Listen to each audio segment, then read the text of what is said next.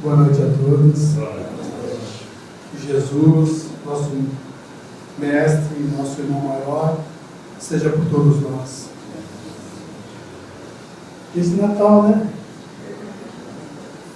Já sentimos a atmosfera, né? A mudança, algo que nos alcança, que nos atinge. E vamos falar, por que não, dele, né? Do aniversariante. Vamos fazer uma reflexão de Jesus, quando ele teria sido maior. Essa atmosfera que nos alcança, pela lembrança, por tudo aquilo que conhecemos, que buscamos entender de Jesus, que estudamos, é praticamente a mesma atmosfera que se teve na época que Jesus veio à Terra.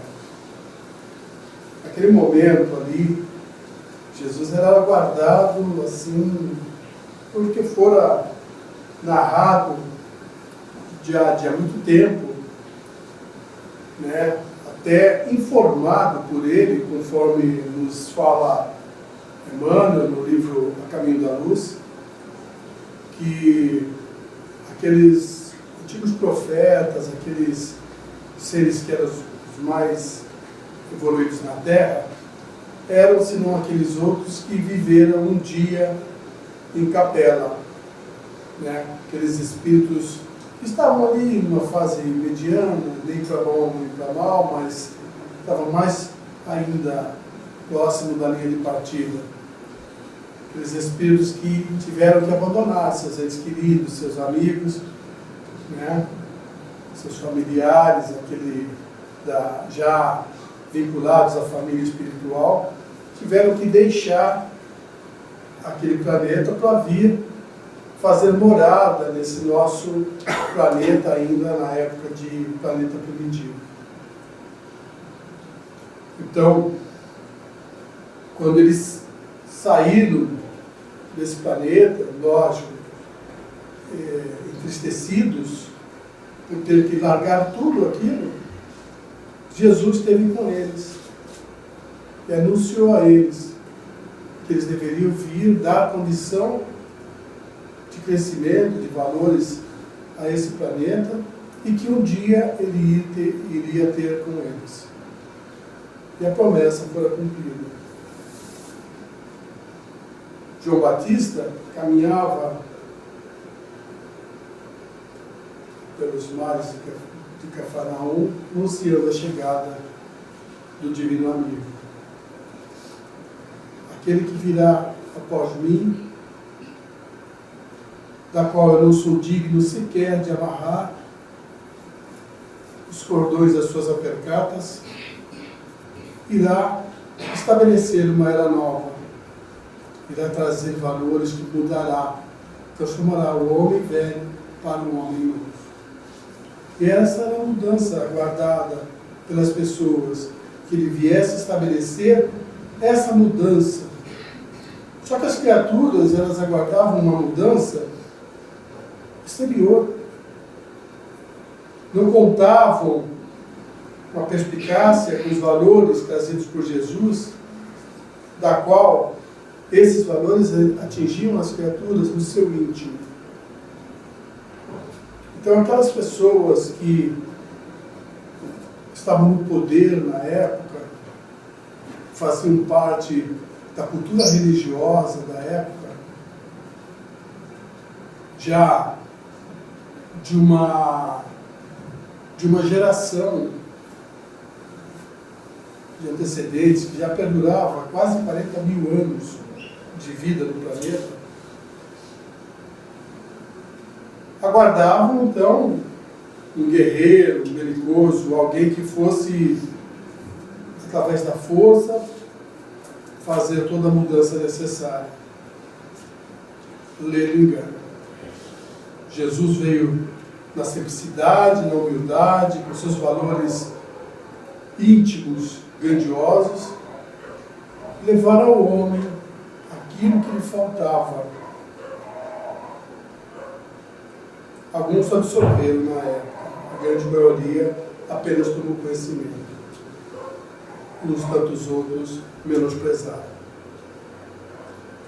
Então foi uma caminhada da qual ele iniciou, criando no seu círculo de amigos, entre aspas, amigos espirituais, da quais ele selecionou criaturas que, se hoje pudéssemos pegar o perfil dessas pessoas que tiveram com ele, poderíamos até indagar, puxa vida, onde Jesus foi buscar essa criatura, com quais requisitos e quais valores? Mas o grande X da questão não é, digo, nem para eles, nem para nós, não é aquilo que ainda temos, mas é naquilo que podemos nos transformar. E foi assim que Jesus pegou de primeiro André e João Evangelista. Né? Já trouxe para junto de si, para revelar a eles essa verdade. E André queria que seu irmão estivesse com eles. Mas Jesus já tinha também uma tarefa muito especial para ele, Simão Pedro. E foi assim que foram até Simão, que voltava de uma pescaria, onde não tivera sucesso. Jesus adentra ao barco e fala a ele, convida-o para retornar à pescaria. E ele, pretenso orgulhoso, disse a Jesus, eu conheço esses mares, já rodei tudo, não há peixes. E Jesus insiste, vamos. Mal o barco abandona o cais, logo adiante, Jesus diz a Pedro, joga a tua rede ali. E Pedro ironiza, como assim? Né? Diríamos hoje, como assim? Está me tirando? Exatamente isso. Mas ele ainda assim obedece, atira as redes. E ela vem abarrotada de peixes. Para a sua surpresa. O convite é fatídico. Venha comigo para ser pescadores de homens, para fazer parte desse rebanho, para fazer parte da sua proposta. Pedro era um homem rude, grosseirão. Era uma pedra a ser lapidada. E assim Jesus foi um a um coletando. Passando na rua, viu uma coleteria de arrecadação de impostos, e o sentadinho ali, Levi, que tinha uma fama de que sempre cobrava mais do que necessitava. Parece que políticos de todas as épocas, né? Um pouquinho para o governo, um pouquinho para mim. Era assim que ele devia agir. E, mediante Levi, mediante a ele, Jesus convida Levi, e esse fica estático. Quando ouve Jesus, ao invés de chamá-lo pelo nome de Levi, ele chama de Mateus. E se junta ao rebanho. Um a um, Jesus foi coletando as criaturas para fazer parte daquele messiado. Era preciso, pela postura de Jesus, passar àquele messiado tudo aquilo que lhe houvera para ensinar. Então todas as coisas, todas as necessidades do homem estavam implícitas naquilo, a qual ele passaria para aquele Messias, para que eles levassem adiante. Ernesto Renan, um historiador, autor de vários livros que fala sobre Jesus, e falar sobre Jesus não é uma coisa muito fácil, porque não há esse que adentre, apenas como ele fez, como historiador, como um homem de pesquisa, que vai ali só tomar ciência do que fez a criatura para narrar, escrever uma biografia, contar as passagens, a atividade daquele ser. E Ernesto Renan, ele se confessa que de todos os princípios de que ele não possuía, só veio adquirir por essa oportunidade que ele se deu de narrar a história de Jesus. Só o fato de pesquisar, de adentrar na vida de Jesus e buscar ali a sua atividade, os movimentos, os ensinamentos que proporcionou, só isso já lhe foi grandioso para o seu conhecimento.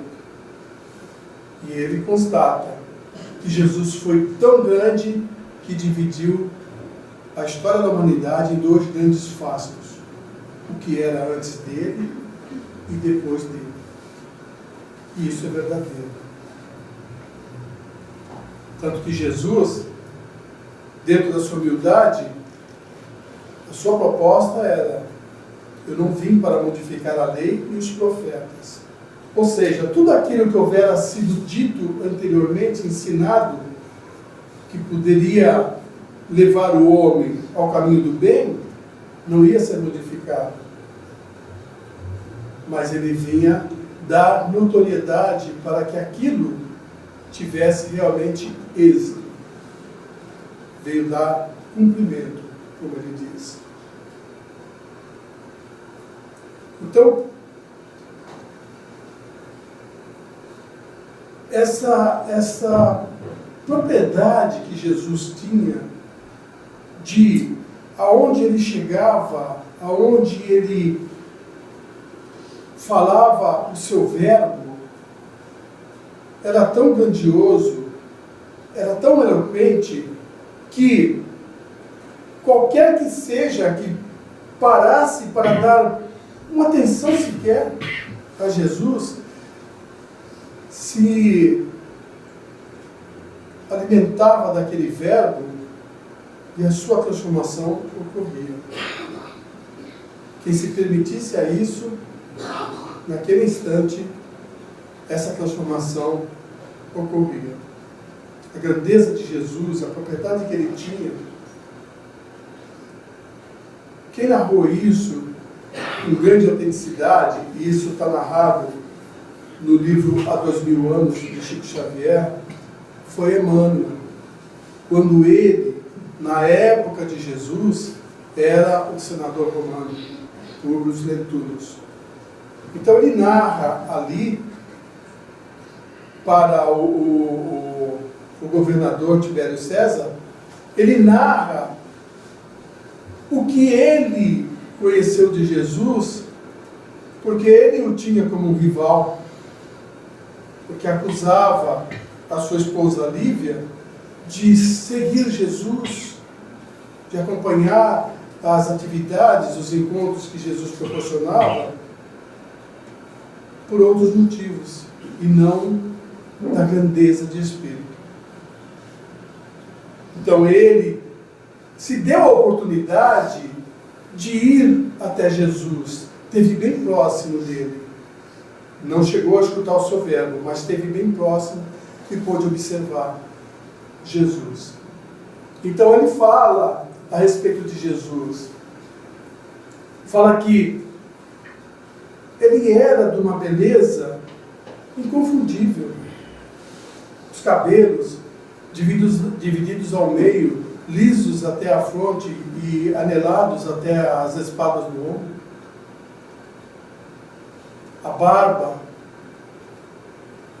toda proporcional, bem tratada, um olhar dinâmico, intenso, contagiante. E ele diz, nas suas palavras, que ele era belo como um homem pode ser belo, mas uma beleza intrínseca, não aquela beleza que nós estamos acostumados a analisar, a beleza aparente. Falava que muitas vezes, pelo seu verbo, ele era tão grandioso que muitas vezes ele podia estar repreendendo, mas com uma autoridade, com uma propriedade, cuja sensibilidade dimanava dele. Então, o verbo de Jesus era muito forte, muito potente, que alcançava quem podia se dar ao luxo de parar e seguir Jesus e ouvir Jesus. Quem teve essa oportunidade na época, sentiu que a transformação se infiltrava.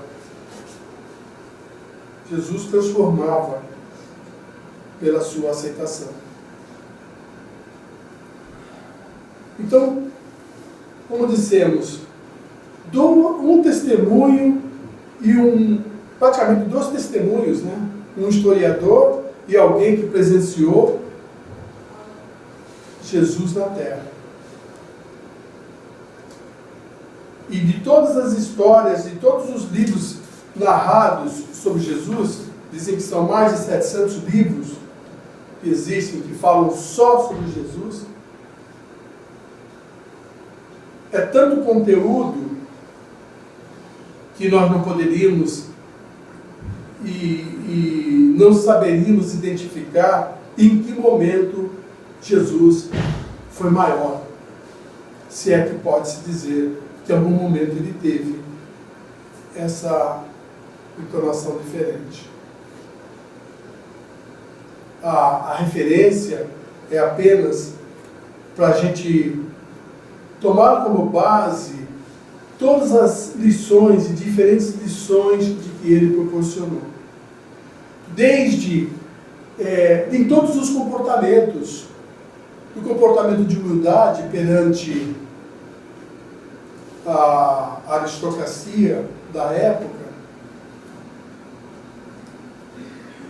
o mesmo comportamento de humildade perante os enfermos, os miseráveis, as prostitutas. Então, é difícil para um historiador posicionar em que momento Jesus teria sido maior. Poderemos citar que ele foi maior quando ele recebeu aquele cínico do Sinédrio que veio saber de Jesus como fazia para ganhar o reino eterno.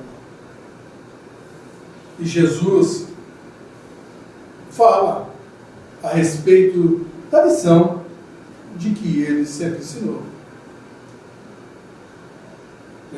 Amar a Deus sobre todas as coisas e ao próximo como a si mesmo. E a criatura tão cínica pergunta, indaga a Jesus: mas quem é o meu próximo? E Jesus narra aquela passagem do bom samaritano, em que mostra que uma criatura que for assaltada ficou ali jogada e passaram ali uma oportunidade de socorrer um padre, um levita, que também era um sacerdote, e um samaritano. Mas de todos eles, aquele que parou para atribuir uma ajuda socorrer o enfermo, curar a ferida, levar a criatura a um lugar condizente, se responsabilizar por ele, pelos seus gastos.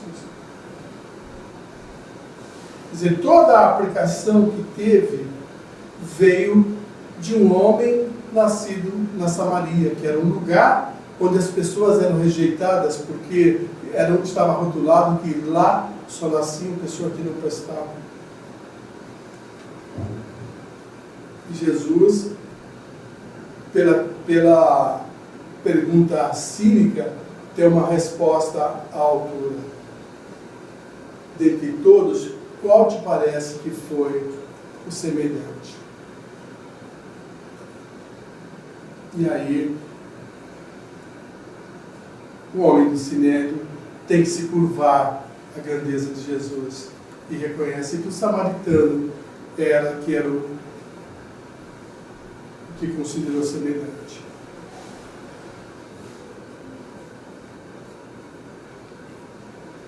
A esse era digno o reino dos céus. Então vai tu e faze o mesmo, disse Jesus a ele. Ou aquele outro homem do Sinédrio, será que foi nesse momento que Jesus foi o maior? Quando ele, na calada da noite,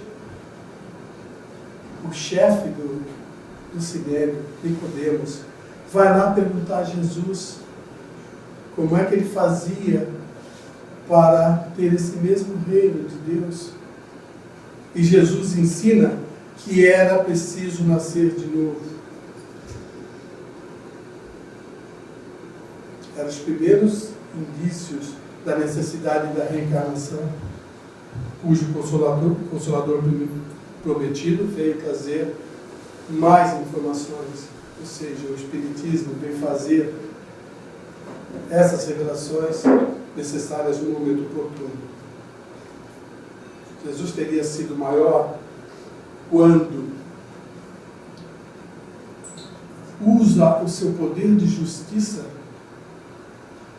quando é confrontado novamente por aqueles homens que queriam medir a capacidade de interpretação da lei e lhe trazem para julgamento uma mulher que fora pega em adultério, sendo questionado por aqueles homens dizendo: a lei diz que ela tem que ser lapidada em praça pública, e tu o que dizes? Como se Jesus tivesse a necessidade de ser confrontado dentre a lei que prevalecia e a lei que ele oferecia. E ele sabe como nunca, vasculha a intimidade de cada um e percebe que dentre aqueles homens que estavam ali, muitos deles foram responsáveis pela queda daquela mulher. E agora se faziam de disciplinadores, usando o verniz que normalmente nós usamos na sociedade para nos parecer melhor do que somos. E questiona a cada um deles, dizendo: aquele que não tiver pecado, que atire a primeira pedra. E viu um a um daqueles fazendo a autoanálise, autorreflexão daquilo que realmente é, daquilo que realmente faz, e sem a coragem suficiente para ser o juiz. Fato esse que levou Jesus também a ensinar ao homem: não julgueis para não seres julgados. Quem te elegeu juiz do teu irmão? Para que tivéssemos o apreço, o cuidado, para que não nos permitíssemos analisar as fragilidades e as quedas do nosso semelhante, sendo que ele está em curso também do processo de evolução, muitas vezes em estágio diferente do nosso.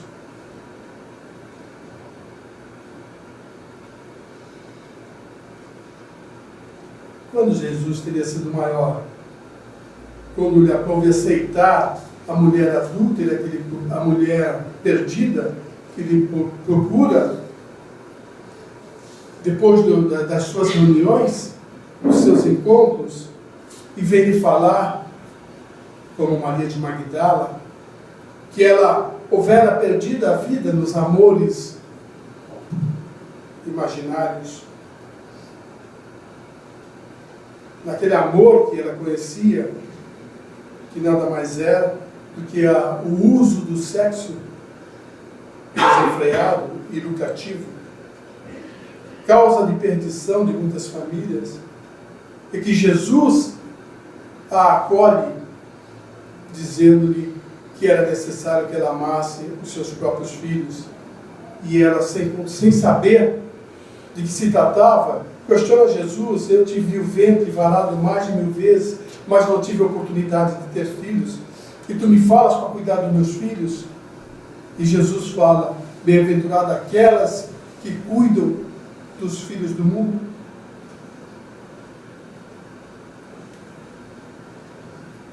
Mostrando àquela mulher que a verdadeira mãe não é aquela que impõe no mundo, mas aquela que cria, aquela que dá amor.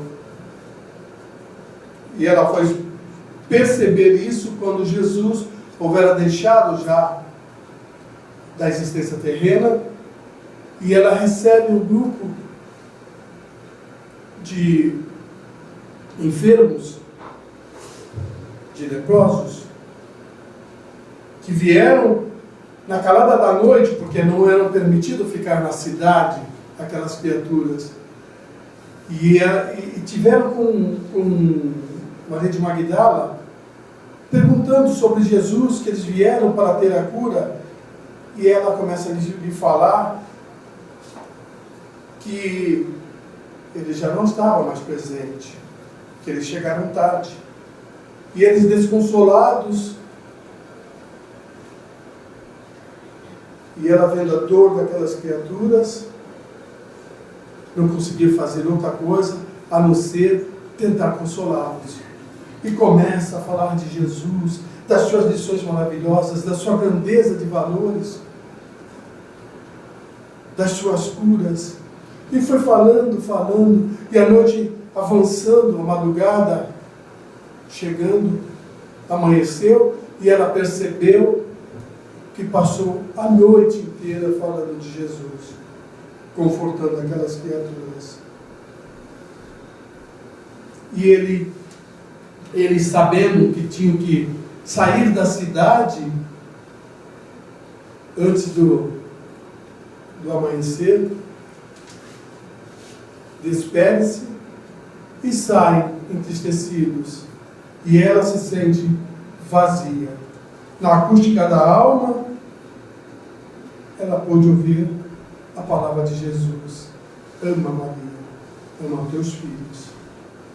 E ela se dá conta de que aquele eram os seus filhos, aquele a quem ela poderia dar amor. Jesus teria sido grandioso, teria sido maior, quando aquele jovem aleijado chega até ele e o questiona: mestre, se queres, pode curar-me, invertendo a posição dos valores. Ora, nós é que temos as nossas enfermidades, que queremos a cura, e não impormos a quem tem o poder da cura a escolha se quer me curar ou não. Mas era necessário que assim fosse, para demonstrar o quê? Que Jesus, dentro da sua humildade, tinha o seu poder de emanar amor, independente de quem quer que fosse. E Jesus diz a ele: quero. E foi muito mais audaciosa a cura daquela mulher hemorroísta há 12 anos, porque não precisou pedir e nem posicionar Jesus se ele queria curar. Apenas a fé de que ela, se estivesse com ele e tocasse as suas vestes, ela se curaria. E foi assim, quando Jesus ia passando no meio daquela multidão, ela empurra um, empurra outro, consegue chegar até Jesus e toca as suas vestes. Pela vergonha, ela não queria manifestar-se diante de todos a sua enfermidade para que Jesus a assistisse. Porém, não passou despercebida. Porque no mesmo instante, Jesus acusou sua presença. Alguém me tocou. E Pedro até ironiza, mas mestre, essa multidão aqui, se empurra, muito provavelmente alguém deve ter te encostado. Não, Simão. Alguém me tocou, porque de mim saiu uma virtude. Que poder tinha Jesus de emanar amor a ponto de desprender de si o socorro, o alívio para quem manifestasse uma fé intensa. Ou teria sido grandioso quando aquele homem guardião foi buscar socorro para o seu soldado. E Jesus, embora à distância, se ofereceu: eu vou contigo até lá. Não é necessário que entre em minha morada, mas dizei uma só palavra e aquele soldado será salvo. E apenas pela vontade, pela sua manifestação de amor, no mesmo instante, lá à distância, o soldado estava sendo curado. E quando Jesus observava ele, que nem em toda a Galileia houvera visto uma fé tão grandiosa quanto aquela, os seus soldados, amigos daquele enfermo, viam gritando pelo caminho: ele se salvou, ele se curou, constatando o fato.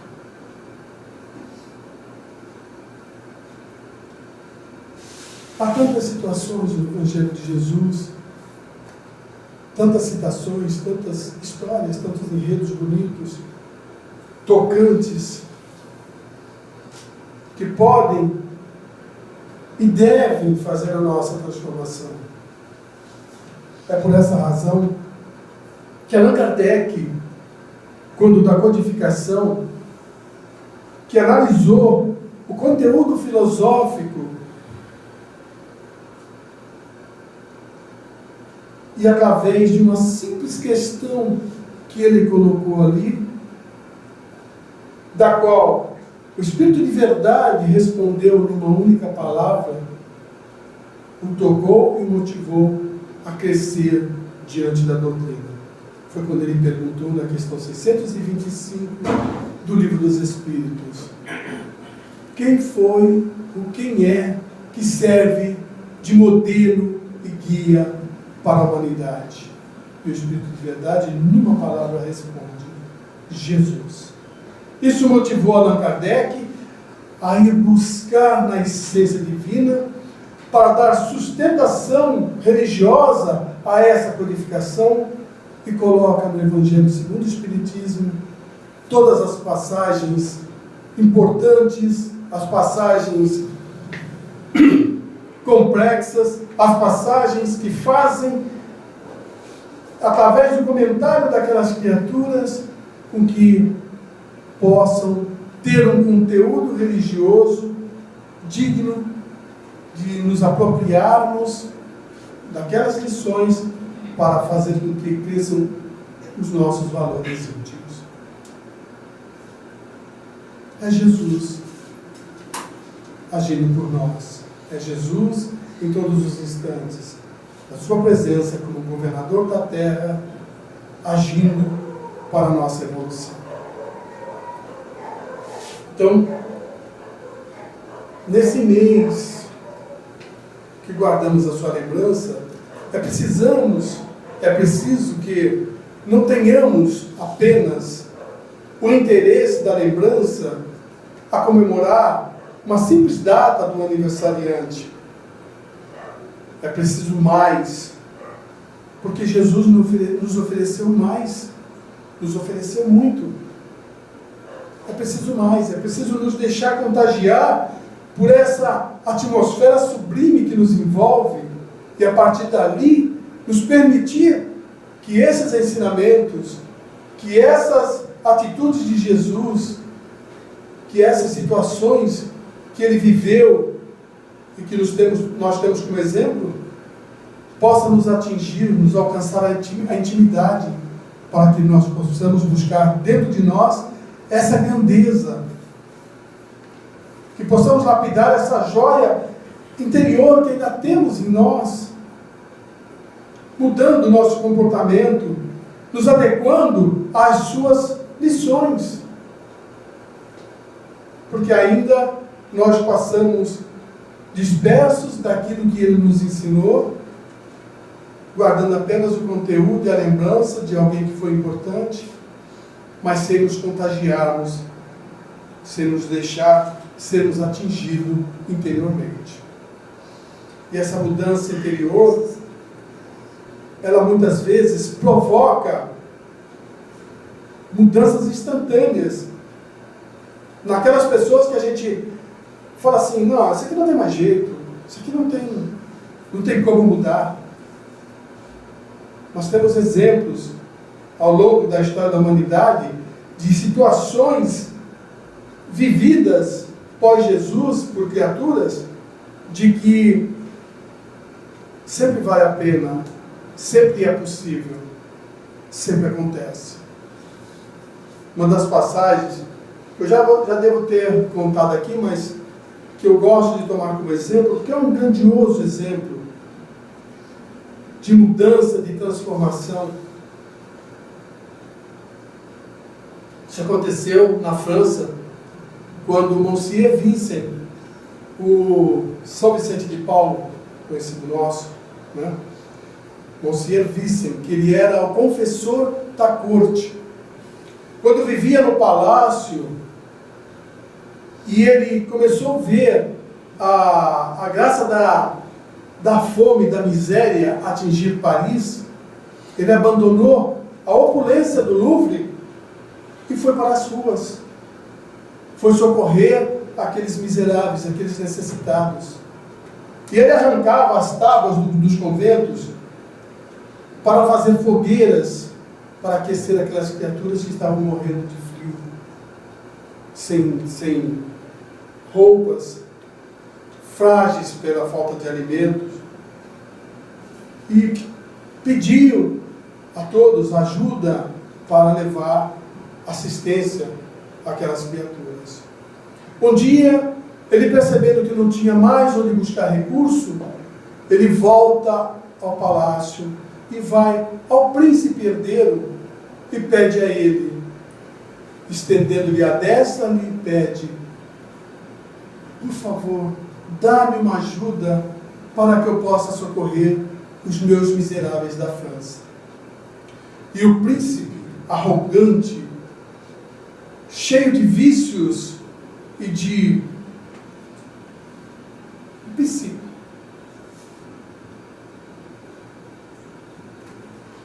escarne a mão e lhe diz, toma, é isto que tu merece pelo abandono que fizeste dos prazeres da grande vida que tu tinhas aqui. O serviço recolhe a destra e a esconde e imediatamente estende a mão esquerda e lhe diz, isto é o que eu mereço, mas ainda assim eu te rogo uma ajuda para os meus miseráveis da França. O príncipe fica estático diante daquela situação, cai de joelhos diante daquele homem e lhe diz, me leva contigo, mostra-me este e me ensina a amá-lo, este que te transformou e que te fez suportar esta minha humilhação. Naquele instante, aquele príncipe herdeiro, se transformou.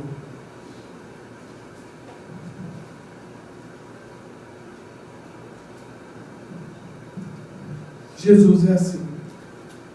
Continua agindo em nós, aguardando de nós a nossa participação, a nossa vontade, a nossa manifestação de mudança, a nossa iniciativa. Que possamos ter a lembrança dele nesse Natal, mas a lembrança de que o verdadeiro amor de Jesus é aquele que nós colocamos em exercício no bem da humanidade, assim como ele nos ensinou. Que possamos na noite de Natal ter a lembrança desse Jesus que tinha o verbo eloquente, nos permitindo ser atingidos interiormente pela sua doce palavra de ternura e de amor. Muita paz em Jesus. Feliz Natal para todos.